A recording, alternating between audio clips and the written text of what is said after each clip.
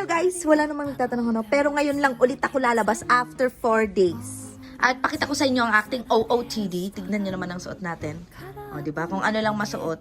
Kasi, ang tamad ko mag-leggings eh, kaya nag-medyas na lang ako ng mahaba. Tapos, kukuha lang naman kami ng mail. Diyan lang tayo. At Kiko, sama si Kiko?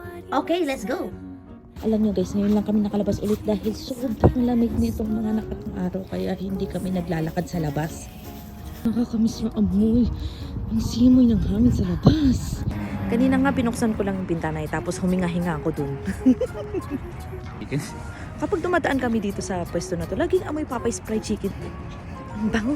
Nakakagutom guys. So ito nga yung itsura ng mga mailbox dito sa amin guys. So hanapin nyo lang yung apartment number nyo, tapos may susing maliit. Tapos kapag merong mga malalaking package dito minsan, o kaya diretso na sa doorstep nyo. Thank you so much for watching. Hope you enjoyed this mini vlog.